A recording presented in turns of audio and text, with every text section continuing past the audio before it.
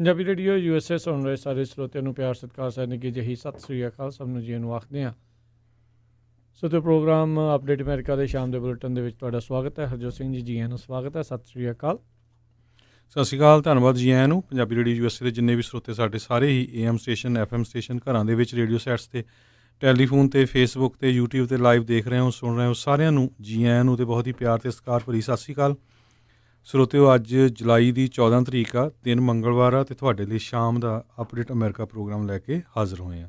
Programme ਸ਼ੁਰੂ ਕਰਨ ਤੋਂ ਪਹਿਲਾਂ ਸਾਡੇ ਅੱਜ ਦੇ ਸਪਾਂਸਰਸ ਦਾ ਧੰਨਵਾਦ ਕਰਦੇ ਜਾਈਏ। ਖਾਲਸਾ ਇੰਸ਼ੋਰੈਂਸ ਏਜੰਸੀ ਵਾਲੇ, ਜਿਨ੍ਹਾਂ ਦੇ ਕੋਲੋਂ ਤੁਸੀਂ ਹਰ ਇੱਕ ਤਰੀਕੇ ਦੀ ਇੰਸ਼ੋਰੈਂਸ ਕਰਵਾ ਸਕਦੇ ਹੋ। ਇੰਸ਼ੋਰੈਂਸ ਬਾਰੇ ਪਤਾ ਕਰਨ ਲਈ ਕਾਲ 408-272-2500 ਦੇ ਉੱਤੇ। ਨਾਲ ਹੀ Amarjit Singh Fresno, Rajpal Singh, Kulwant Singh Brar, Bakersfield, Avtar Singh Manzil, Clovis, Manjit Singh, Fremont, Makhan Singh Mann, Wisconsin, Rajinder Singh Chauhan, Bakersfield, Amandeep Singh Brar, Virginia, Pawan Singh, Gaurav Singh Sahota, Yuba City, Major Singh Sidhu, Bakersfield, Jagtar Singh, Gulzar Singh, Aulakh trucking, Fresno, Jasbir Singh, Fontana. ਇਹਨਾਂ ਸਾਰਿਆਂ ਦਾ ਧੰਨਵਾਦ। ਜੇਕਰ ਤੁਸੀਂ ਜਾਂ ਕੋਈ ਹੋਰ ਕਾਰੋਬਾਰ ਇਸ ਪ੍ਰੋਗਰਾਮ ਨੂੰ ਸਪਾਂਸਰ ਕਰਨਾ ਚਾਹੁੰਦੇ ਹੋ, ਸੰਪਰਕ ਕਰ ਸਕਦੇ ਹੋ 408-722-7698 ਦੇ ਉੱਤੇ।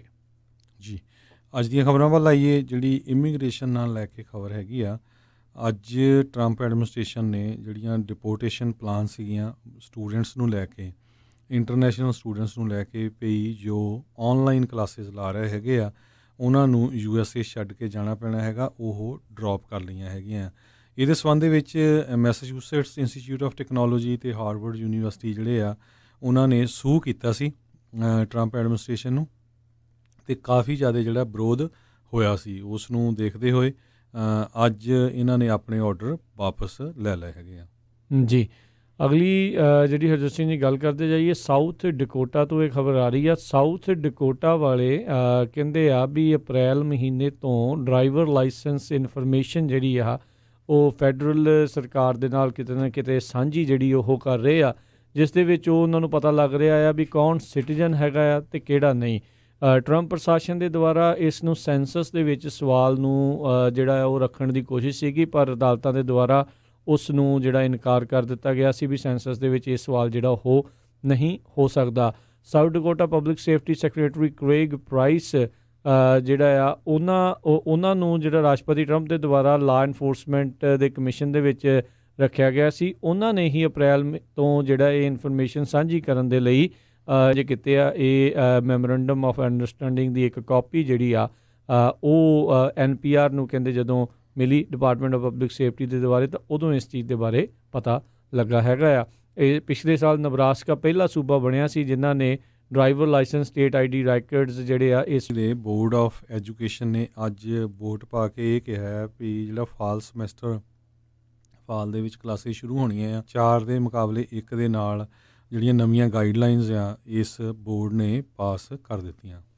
ਜੀ ਬਿਲਕੁਲ, ਆਲਰੇਡੀ ਰਿਪਬਲਿਕਨ ਕੰਜ਼ਰਵੇਟਿਵਸ ਜਿਹੜੇ ਆ ਉੱਧਰ ਇੱਦਾਂ ਲੱਗਦਾ ਵੀ ਬਹੁਤ ਸਾਰੀਆਂ ਇਸ ਤਰੀਕੇ ਦੇ ਨਾਲ ਡਿਸਟ੍ਰਿਕਟਸ ਦੇ ਜਿਹੜੇ ਫੈਸਲੇ ਆ ਉਹ ਹੋ ਸਕਦੇ ਆ। ਸੋ ਇਹ ਦੇਖਣ ਵਾਲੀ ਗੱਲ ਰਹੂਗੀ ਵੀ ਜੇ ਬਾਅਦ ਦੇ ਵਿੱਚ ਇੱਥੇ ਹਾਲਾਤ ਮਾੜੇ ਹੁੰਦੇ। ਔਰੰਜ ਕਾਊਂਟੀ ਦੇ ਵਿੱਚ ਆਲਰੇਡੀ ਓਵਰਆਲ ਕਰੋਨਾ ਵਾਇਰਸ ਦੇ ਹਾਲਾਤ ਜਿਹੜੇ ਉਹ ਬਹੁਤੇ ਚੰਗੇ ਜਿਹੜੇ ਉਹ ਨਹੀਂ ਹੈਗੇ, ਪਰ ਚਲੋ ਹੋਪਫੁਲੀ ਆਪਾਂ ਉਮੀਦ ਹੀ ਕਰਦੇ ਹਾਂ ਵੀ ਇਹ ਚੀਜ਼ ਜਿਹੜੀ ਆ ਉਹ ਹੋਰ ਬੈਡ ਜਿਹੜੀ ਉੱਥੇ ਨਾ ਬਣੇ।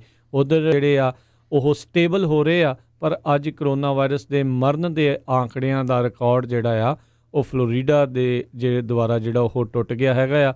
ਸੋ ਸਿਚੁਏਸ਼ਨ ਉੱਥੇ ਵੱਧ ਤੋਂ ਬੱਤਰ ਜਿਹੜੀ ਆ ਰੋਜ਼ਾਨਾ ਹੀ ਫਲੋਰੀਡਾ ਦੇ ਵਿੱਚ ਹੋ ਰਹੀ ਆ। ਪਿਛਲੇ ਕੁਛ ਦਿਨਾਂ ਤੋਂ 900 ਤੱਕ ਜਿਹੜੀਆਂ ਮੌਤਾਂ ਰੋਜ਼ਾਨਾ ਅਮਰੀਕਾ ਦੇ ਵਿੱਚ ਹੋ ਰਹੀਆਂ, ਜਿਨ੍ਹਾਂ ਦੇ ਵਿੱਚ 200-300 ਜਿਹੜੀਆਂ ਮੌਤਾਂ ਫਲੋਰੀਡਾ, ਟੈਕਸਸ ਅਤੇ ਕੈਲੀਫੋਰਨੀਆ, ਐਰੀਜ਼ੋਨਾ 4 ਸੂਬਿਆਂ ਦੇ ਵਿੱਚ 90 ਤੋਂ ਲੈ ਕੇ 200-300 ਤੱਕ ਜਿਹੜੀਆਂ ਮੌਤਾਂ ਐਵਰੀ ਡੇ ਉਹ ਰਿਪੋਰਟ ਕੀਤੀਆਂ ਜਾ ਰਹੀਆਂ ਨੇ, ਅਤੇ ਇੱਥੇ ਆંકੜੇ ਵੀ ਨੰਬਰ ਆਫ ਜਿਹੜੇ ਨਵੇਂ ਕੇਸਾਂ ਦੇ ਉਹ ਵੱਧ ਰਹੇ ਨੇ। ਅਗਲੀ ਖਬਰ ਜਿਹੜੀ ਵਰਜੀਨੀਆ ਤੋਂ ਆ ਰਹੀ ਆ। ਵਰਜੀਨੀਆ ਦੇ ਵਿੱਚ ਇੱਕ BA ਜਿਹੜਾ ਦਾ ਸਟਾਫ ਦਾ ਮੈਂਬਰ ਸੀਗਾ, ਬੀਬੀ ਆ ਉਹ ਉਸਨੇ ਉੱਥੇ ਜਿਹੜਾ ਮੈਡੀਕਲ ਹੌਸਪੀਟਲ ਆ, ਨਰਸਿੰਗ ਅਸਿਸਟੈਂਟ ਸੀਗੀ ਇਹ ਬੀਬੀ, ਇਸ ਨੇ 7 ਜਿਹੜੇ BA ਦੇ ਜਿਹੜੇ ਫੌਜੀ ਸੀਗੇ ਐਲਡਰਲੀ ਵੈਟਸ ਉਹਨਾਂ ਨੂੰ ਟੀਕਾ ਦੇ ਕੇ ਕਹਿੰਦੇ ਮਾਰਿਆ ਹੈਗਾ।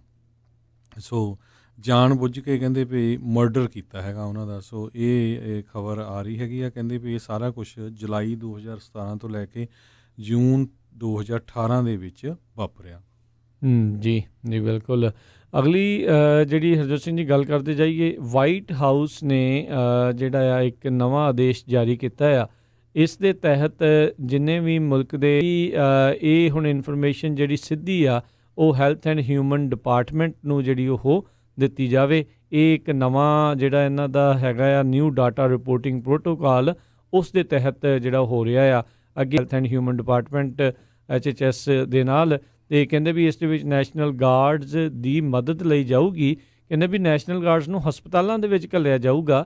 ਇਹ ਇੰਪਰੂਵ ਡਾਟਾ ਕਲੈਕਸ਼ਨ, ਇਹ ਸਰਕਾਰ ਕਹਿੰਦੀ ਆ। ਇੱਥੇ ਇੰਪਰੂਵ ਡਾਟਾ ਕਲੈਕਸ਼ਨ ਦੀ ਥਾਂ 'ਤੇ ਲੋਕਾਂ ਦੇ ਆਲਰੇਡੀ ਅੱਖਾਂ ਜਿਹੜੀ ਆ ਉਸ ਹਿਸਾਬ ਦੇ ਨਾਲ ਦੇਖ ਰਹੇ ਆ। ਇਹ ਡਾਟਾ ਕਲੈਕਸ਼ਨ ਘੱਟ ਅਤੇ ਡਾਟਾ ਜਿਹੜਾ ਦਬਾਉਣ ਵਾਲੀ ਗੱਲ ਜਿਹੜੀ ਕਹਿੰਦੇ ਕਿਤੇ ਨਾ ਕਿਤੇ ਜ਼ਿਆਦਾ ਹੋ ਸਕਦੀ ਆ। ਇਹ ਇੱਕ ਕਾਫੀ ਚਿੰਤਾ ਦਾ ਵਿਸ਼ਾ ਹੈ। ਜੇ ਅਮਰੀਕਾ ਇਸ ਤਰੀਕੇ ਦੇ ਨਾਲ ਇਨਫੋਰਮੇਸ਼ਨ ਜੇ ਉਹਨੇ ਲੁਕਾਉਣ ਬਾਰੇ ਪ੍ਰਸ਼ਾਸਨ ਸੋਚ ਰਿਹਾ ਹੈਗਾ ਆ, ਤਾਂ ਕਾਫੀ ਇਸ ਦੇ ਜਿਹੜੇ ਭੈੜੇ ਅਸਰ ਆ ਆਉਣ ਵਾਲੇ ਸਮੇਂ ਦੇ ਵਿੱਚ ਜਿਹੜੇ ਉਹ ਦੇਖੇ ਜਾ ਸਕਦੇ ਨੇ। ਅਗਲੀ ਖਬਰ ਜਿਹੜੀ US ਕੈਨੇਡਾ ਤੋਂ ਆ ਰਹੀ ਆ, ਦੋਨਾਂ ਮੁਲਕਾਂ ਨੇ ਇੱਕ ਵਾਰੀ ਫੇਰ ਅੱਜ ਡਿਸਾਈਡ ਕਰ ਲਿਆ ਕਿ US ਤੇ ਕੈਨੇਡਾ ਦਾ ਬਾਰਡਰ ਜਿਹੜਾ ਆ ਉਹ ਅਗਸਤ 21 ਤੱਕ ਬੰਦ ਰਹੇਗਾ, ਨਾਨ ਅਸੈਂਸ਼ੀਅਲ ਦੇ ਲਈ। ਪਹਿਲਾਂ ਜੁਲਾਈ 21 ਤੱਕ ਕੀਤਾ ਗਿਆ ਸੀ।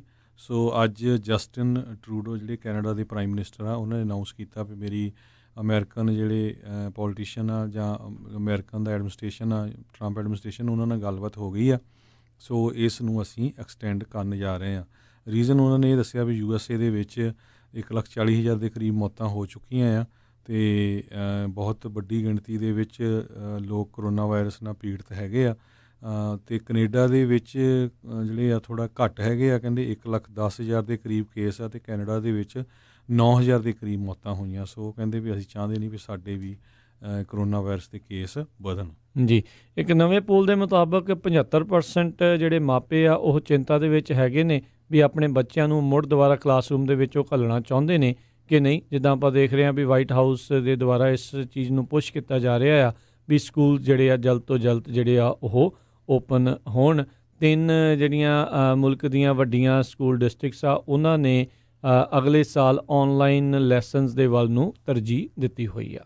ਜੀ, ਸੋ ਪ੍ਰੈਜ਼ੀਡੈਂਟ ਟਰੰਪ ਨੇ ਅੱਜ ਬਲੈਕ ਮੂਲ ਦੇ ਜਿਹੜੇ ਲੋਕ ਆ ਉਹਨਾਂ ਦੀ ਪੁਲਿਸ ਵੱਲੋਂ ਕਿਲਿੰਗ ਹੁੰਦੀ ਆ, ਉਹਦੇ ਸੰਬੰਧ ਦੇ ਵਿੱਚ ਬਿਆਨ ਇਹ ਵੀ ਦਿੱਤਾ ਵੀ ਕਹਿੰਦੇ ਵੀ ਜਿਹੜੇ ਵਾਈਟ ਪੀਪਲ ਆ ਉਹ ਵੀ ਪੁਲਿਸ ਵੱਲੋਂ ਮਾਰੇ ਜਾਂਦੇ ਹੈਗੇ ਆ। ਜੀ, ਉੱਧਰ ਡਾਕਟਰ ਐਂਥਨੀ ਫਾਊਚੀ ਉਹਨਾਂ ਨੇ ਜਾਰਜ ਟਾਊਨ ਯੂਨੀਵਰਸਿਟੀ ਦੇ ਵਿਦਿਆਰਥੀਆਂ ਦੇ ਨਾਲ ਗੱਲ ਕਰਦੇ ਹੋਏ ਆਖਿਆ ਕਿ ਉਹਨਾਂ ਨੇ ਕਿਹਾ ਵੀ ਆਪਣੇ ਕਹਿੰਦੇ ਰਿਸਪੈਕਟਡ ਮੈਡੀਕਲ ਅਥਾਰਟੀਜ਼ ਆ, ਉਹਨਾਂ ਦਾ ਵਿਸ਼ਵਾਸ ਜਿਹੜਾ ਆ ਉਹ ਤੁਸੀਂ ਕਰੋ ਬਾਕੀ ਸੋਰਸਿਸ ਦੇ ਮੁਕਾਬਲੇ। ਉਹ ਕਹਿੰਦੇ ਵੀ ਮੈਂ ਜਿਹੜੇ ਰਿਸਪੈਕਟਡ ਮੈਡੀਕਲ ਅਥਾਰਟੀਜ਼ ਆ ਉਹਨਾਂ ਦੇ ਉੱਤੇ ਹੀ ਵਿਸ਼ਵਾਸ ਕਰੂੰਗਾ ਜਿਨ੍ਹਾਂ ਦਾ ਰੈਕਡ ਜਿਹੜਾ ਆ ਉਹ ਸੱਚ ਬੋਲਣ ਵਾਲਾ ਰਹੇਗਾ। ਇਸ ਟਾਈਮ ਡਾਕਟਰ ਫਾਊਚੀ ਅਤੇ ਵਾਈਟ ਹਾਊਸ ਦੇ ਦਰਮਿਆਨ ਜਿਹੜੀ ਉਹ ਖਾਸੀ ਜਿਹੜੀ ਆ ਕਹਿ ਲਓ ਵੀ ਗੁੱਥਮ ਗੁੱਥਾ ਹੋ ਰਹੇ ਨੇ। ਡਾਕਟਰ ਫਾਊਚੀ ਨੂੰ ਇੱਕ ਹਿਸਾਬ ਦੇ ਨਾਲ ਝੂਠੇ ਅਤੇ ਉਹਨਾਂ ਨੂੰ ਇੱਕ ਹਿਸਾਬ ਦੇ ਨਾਲ ਬਲੀ ਦਾ ਬੱਕਰਾ ਬਣਾਉਣ ਦੀ ਹੁਣ ਕੋਸ਼ਿਸ਼ ਜਿਹੜੀ ਉਹ ਕੀਤੀ ਜਾ ਰਹੀ ਹੈਗੀ ਆ। ਇਹ ਦੇਖਣ ਵਾਲੀ ਗੱਲ ਰਹੂਗੀ ਵੀ ਕਿੱਦਾਂ ਹੁੰਦਾ, ਪਰ ਤਕਰੀਬਨ ਸਾਰੇ ਹੀ ਲੋਕਾਂ ਨੇ ਉਹਨਾਂ ਦੇ ਹੱਕ ਦੇ ਵਿੱਚ ਜਿਹੜੇ ਉਹ ਆਏ ਨੇ। ਅੱਜ ਇੱਕ ਓਪੀਨੀਅਨ ਐਡੀਟੋਰੀਅਲ ਦੇ ਵਿੱਚ 4 ਸਾਬਕਾ CDC ਦੇ ਜਿਹੜੇ ਡਾਇਰੈਕਟਰਸ ਆ ਉਹਨਾਂ ਨੇ ਟਰੰਪ ਪ੍ਰਸ਼ਾਸਨ ਦੀ ਆਲੋਚਨਾ ਜਿਹੜੀ ਉਹ ਕੀਤੀ ਆ। ਉਹਨਾਂ ਨੇ ਇਸ ਦੇ ਵਿੱਚ ਆਖਿਆ ਵੀ ਜਿਸ ਤਰੀਕੇ ਨਾਲ COVID-19 ਦੀ ਰਿਸਰਚ ਨੂੰ ਉਹ ਡਿਸਟੋਰਟ ਕਰਨ ਦੀ ਕੋਸ਼ਿਸ਼ਾਂ ਕਰ ਰਹੇ ਆ, ਉਹ ਇੱਕ ਮਾੜੀ ਗੱਲ ਹੈਗੀ ਆ।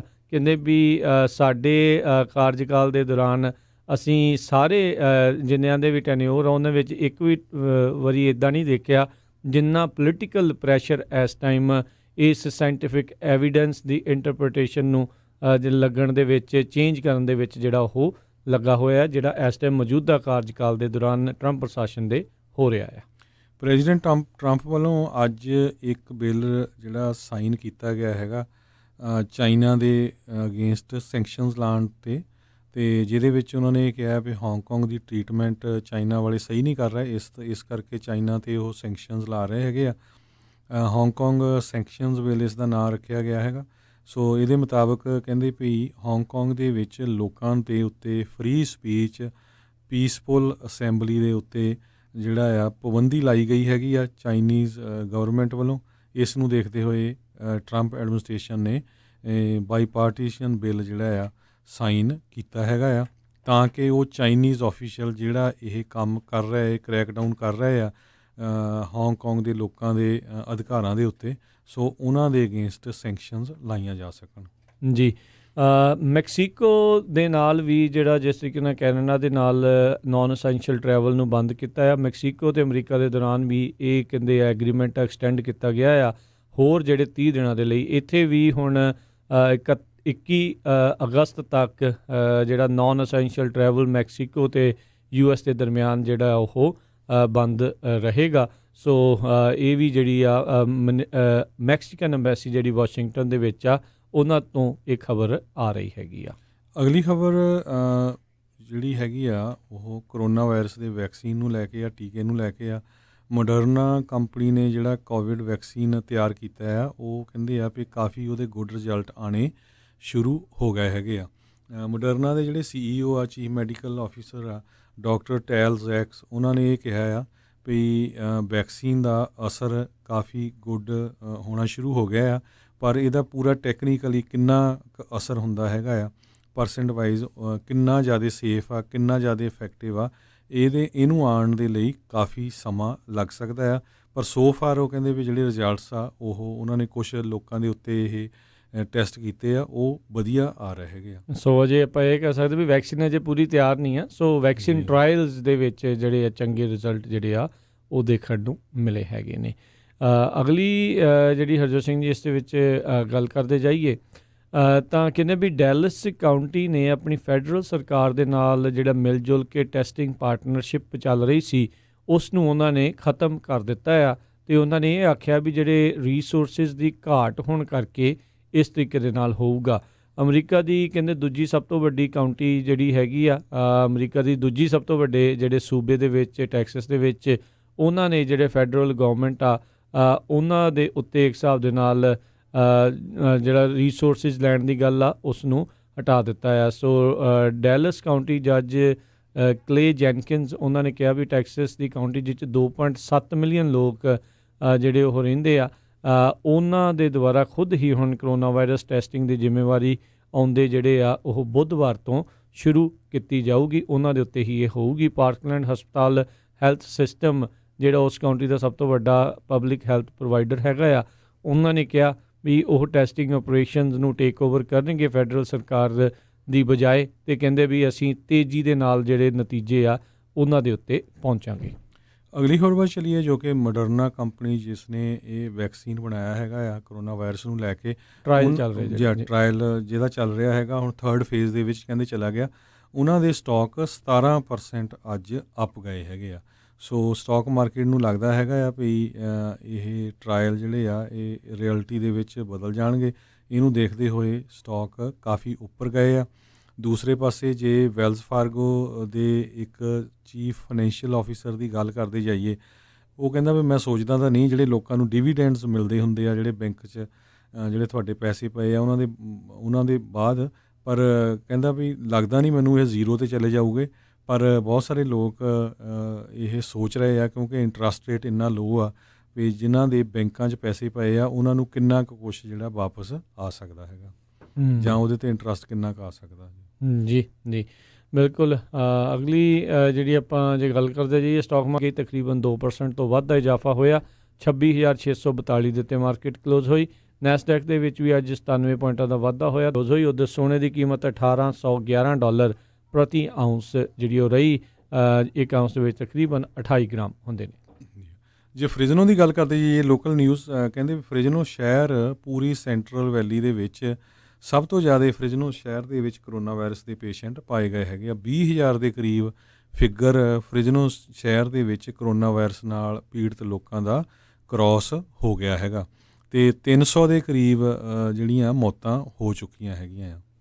ਜੀ ਅਗਲੀ ਜਿਹੜੀ ਦੀ ਇਹਨਾਂ ਦੇ ਅੱਜ ਰਾਤ ਨੂੰ ਜਿਹੜਾ ਆ ਹੁਣ ਤੋਂ ਕੁਛ ਚਿਰ ਬਾਅਦ ਉਹਨਾਂ ਨੇ ਇਸ ਦੇ ਉੱਤੇ ਵੋਟਿੰਗ ਜਿਹੜੀ ਉਹ ਕਰਨੀ ਹੈਗੀ ਆ।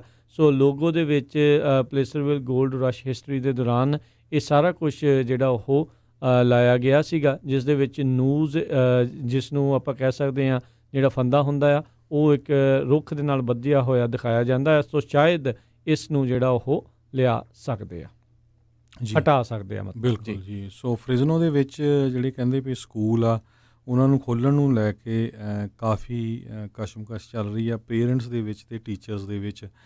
ਜਿਹੜੇ ਪੇਰੈਂਟਸ ਆ ਉਹ ਇੱਕ ਤਰ੍ਹਾਂ ਨਾਲ ਡਰ ਦਾ ਮਾਹੌਲ ਉਹਨਾਂ ਦੇ ਵਿੱਚ ਪੈਦਾ ਹੋਇਆ ਆ ਵੀ ਜੇ ਬੱਚਿਆਂ ਨੂੰ ਅਸੀਂ ਸਕੂਲੇ ਭੇਜਿਆ ਅਤੇ ਉਹ ਕਿਸੇ ਨਾ ਕਿਸੇ ਤਰ੍ਹਾਂ ਕਰੋਨਾ ਵਾਇਰਸ ਤੋਂ ਪੀੜਤ ਹੋ ਸਕਦੇ ਆ। ਸੋ ਇਹ ਡਰ ਦੇ ਮਾਰੇ ਉਹ ਬੱਚਿਆਂ ਨੂੰ ਆਪਣੇ ਘਰਾਂ ਦੇ ਵਿੱਚ ਹੀ ਰੱਖਣਾ ਚਾਹੁੰਦੇ ਹੈਗੇ ਆ। ਅਤੇ ਇਹ ਵੀ ਖਬਰ ਆ ਰਹੀ ਆ ਵੀ ਫਰਿਜ਼ਨੋ ਯੂਨੀਫਾਈਡ ਸਕੂਲ ਜਿਹੜਾ ਆ ਉਹ ਸੋਚ ਰਿਹਾ ਆ ਵੀ ਆਉਣ ਵਾਲਾ ਜਿਹੜਾ ਸੈਸ਼ਨ ਆ ਉਹ ਸਿਰਫ ਔਨਲਾਈਨ ਹੀ ਬੱਚਿਆਂ ਦੇ ਲਈ ਰੱਖਿਆ ਜਾਵੇ। Fresno unified superintendent Bob Nelson ਜਿਹੜੇ ਆ ਉਹਨਾਂ ਨੇ ਇਸ ਸੋਮਵਾਰ ਨੂੰ ਜਿਹੜਾ ਨਿਊਜ਼ ਦੇ ਵਿੱਚ ਦੱਸਿਆ ਵੀ ਆਉਣ ਵਾਲਾ ਸਕੂਲ ਫੁੱਲੀ ਡਿਜੀਟਲ ਫਾਰਮੈਟ ਦੇ ਵਿੱਚ ਹੋ ਸਕਦਾ ਹੈਗਾ ਆ। ਇਹ ਡਿਸਟ੍ਰਿਕਟ ਜੇ ਕਰਦੇ ਆ ਫੁੱਲੀ ਔਨਲਾਈਨ ਅਤੇ ਇਹ ਲਾਸ ਐਂਜਲਸ ਯੂਨੀਫਾਈਡ ਅਤੇ ਸੈਨ ਡੀਗੋ ਯੂਨੀਫਾਈਡ ਸਕੂਲ ਡਿਸਟ੍ਰਿਕਟ ਅਤੇ ਸੈਨ ਬਰਨਾਰਡੀਨੋ ਯੂਨੀਫਾਈਡ ਸਕੂਲ ਡਿਸਟ੍ਰਿਕਟ ਉਹਨਾਂ ਨੂੰ ਜੁਆਇਨ ਕਰ ਲਏਗਾ। ਜੀ ਉਹ ਵੀ ਉਹਨਾਂ ਨੇ ਇਹੀ ਡਿਸਾਈਡ ਕੀਤਾ ਵੀ ਆਪਾਂ ਔਨਲਾਈਨ ਕਰਾਂਗੇ।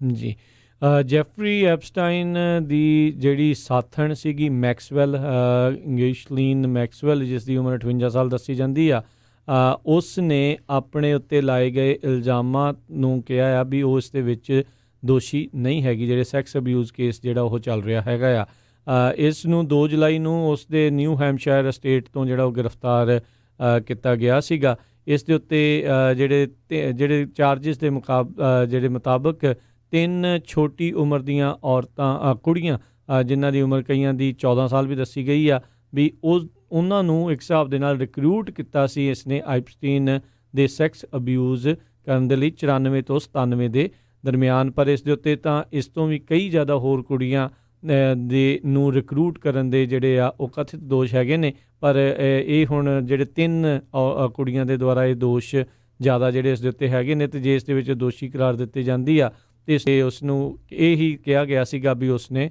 ਖੁਦਕੁਸ਼ੀ ਉੱਥੇ ਕਰ ਲਈ ਸੀਗੀ। ਜੀ, ਜੇ ਸੈਕਰਾਮੈਂਟੋ ਏਰੀਏ ਦੀਆਂ ਖਬਰਾਂ ਦੀ ਗੱਲ ਕਰਦੇ ਜਾਈਏ, ਸੈਕਰਾਮੈਂਟੋ ਸਿਟੀ ਦੇ ਜਿਹੜੇ ਸਕੂਲਸ ਆ ਉਹ ਕਹਿੰਦੇ ਆ ਵੀ ਸਤੰਬਰ 'ਚ ਸਾਡੇ ਚਾਂਸ ਹੀ ਖੋਲ੍ਹਣ ਦੇ, ਪਰ ਲੱਗਦਾ ਨਹੀਂ ਸਤੰਬਰ ਦੇ ਵਿੱਚ ਖੁੱਲ੍ਹਣਗੇ।